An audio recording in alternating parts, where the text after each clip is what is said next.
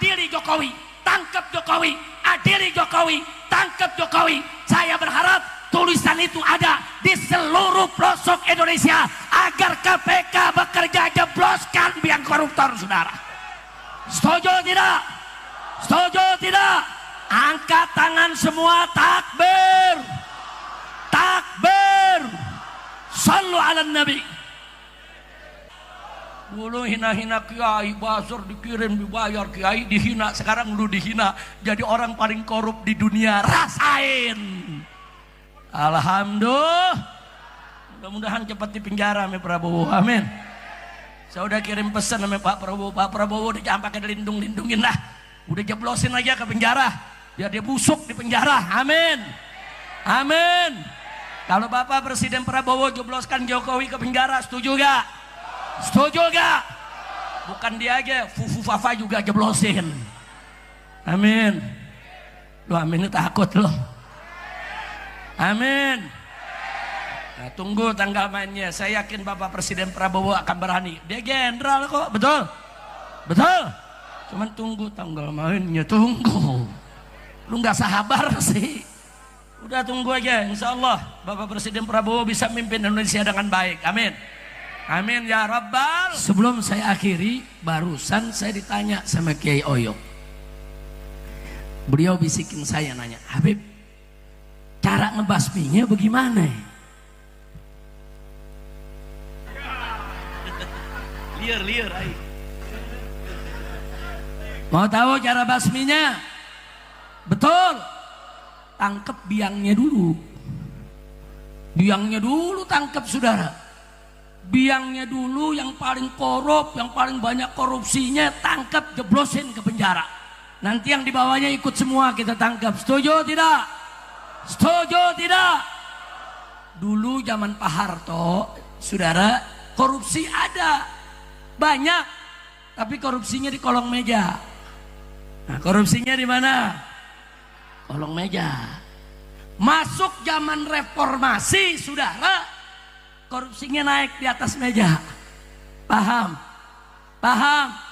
Di zaman Jokowi meja-mejanya dikorupsi. Kacau tidak? Kacau tidak? Nah, ini bukan saya yang ngomong, bukan. Ini lembaga jurnalis internasional, saudara, mengumumkan beberapa hari yang lalu bahwa tokoh paling korup di dunia nomor 2 adalah mantan Presiden Indonesia Jokowi. Kacau tidak? Bukan saya yang ngomong, bukan. Jurnalis internasional, saudara. Malu tidak? Saya tanya, malu tidak?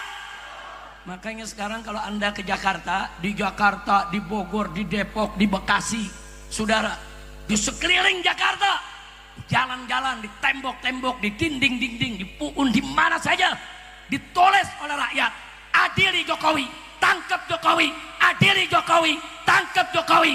Saya berharap tulisan itu ada di seluruh pelosok Indonesia agar KPK bekerja, jebloskan biang koruptor, saudara.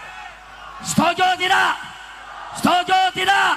Angkat tangan semua, takbir, takbir, sallu ala nabi.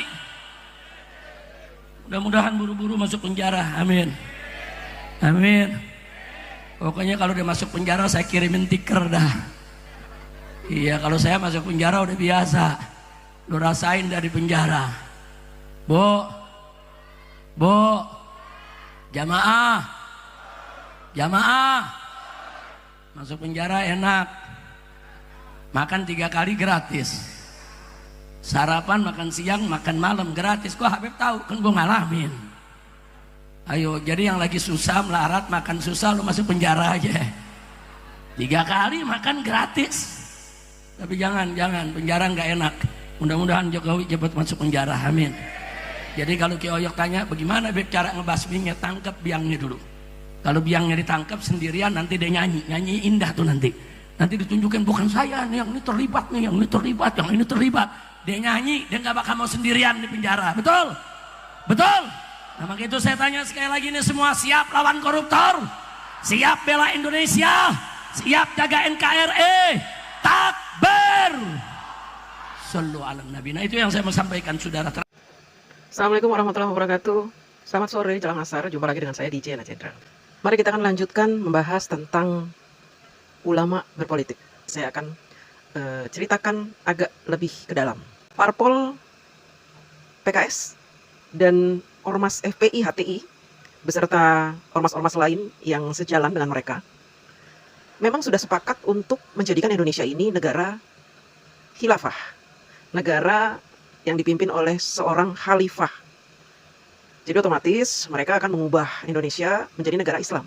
Di era Gus Dur mereka mendapat hambatan di mana Gus Dur saat itu sangat toleran sekali dengan semua pemeluk agama. Sampai-sampai di Indonesia yang tadinya 5 agama menjadi 6, bertambah, yaitu agama Konghucu. Di era Gus Dur banyak sekali beredar fitnah dan hoax yang ditujukan kepada Presiden Gus Dur saat itu. Ya, di antaranya Gus Dur katanya adalah penganut Islam liberal. Kemudian Gus Dur itu juga sudah dibaptis. Gus Dur itu sering berkunjung ke Israel.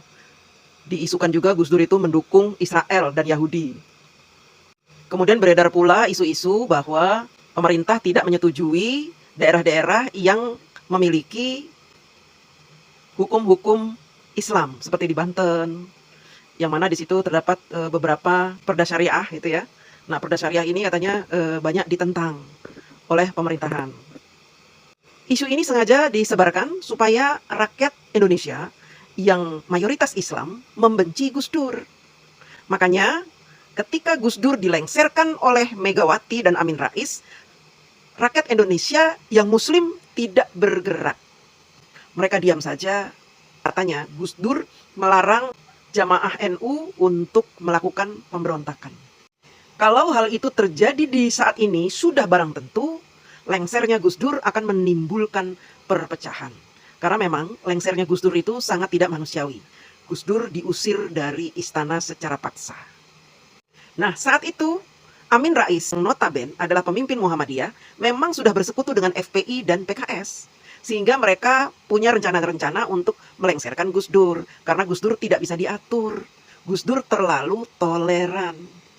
Kemudian mereka membiarkan Megawati memimpin Indonesia. Tapi tidak lama. Setelah itu, selesai kepemimpinan Megawati, Megawati mencalonkan diri kembali, tapi kalah oleh SBY. 2 kali SBY menang di dalam pertandingan Pilpres. Nah, di era SBY ini, PKS dan FPI juga HTI tidak berani bergerak. Karena SBY ini seorang jenderal. Tentu kalau seorang jenderal punya kekuatan yang agak disegani. Jenderal tidak hanya dilindungi oleh hukum negara, tapi juga dibela oleh anak buahnya.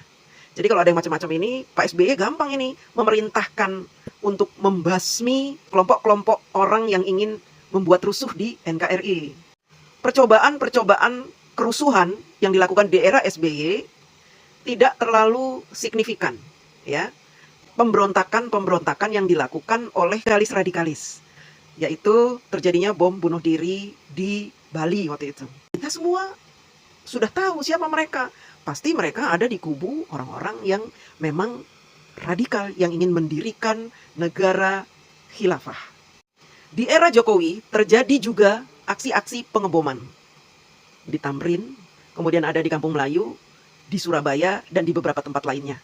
Selain itu, terjadi juga aksi demo berjilid-jilid. Makanya sekarang muncul reuni 212, 411, 313. Nah, teman-teman harus tahu ini, kenapa mereka menjadikan aksi mereka 212, 411, 313 ini sebagai aksi yang berulang, dijadikan reuni. Supaya apa? Supaya kita, khususnya umat Islam, tumbuh semangat berjihad bersama mereka untuk mendirikan negara khilafah. Namun lagi-lagi upaya mereka sepertinya mengalami kebuntuan. Karena ternyata reuni 212 semakin hari semakin tidak diminati. Teman-teman, kaum radikalis ini tidak akan pernah menyerah.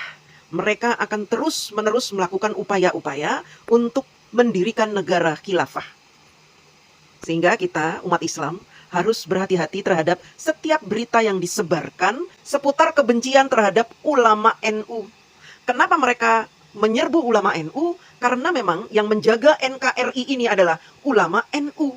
Sehingga mereka menganggap bahwa kalau ulama NU sudah dibuat buruk, dibuat hitam, dibuat tidak bermoral, tidak beretika, maka mereka mengharapkan umat Islam di Indonesia akan mengikuti mereka. Alhamdulillahnya Allah sudah membuka kedok-kedok mereka, yaitu dengan hadirnya penelitian dari Kiai Imaduddin bahwa ternyata mereka yang mengaku Habib-Habib ini, yang memimpin ormas-ormas radikal ini, ternyata mereka bukan keturunan Nabi. Dan ini adalah kartu mati bagi mereka. Semoga negara kita tetap dilindungi oleh Allah dari upaya-upaya orang-orang radikalis ini untuk memecah belah umat Islam. Amin. Nanti kita lanjutkan lagi ya. Kita sholat asar dulu.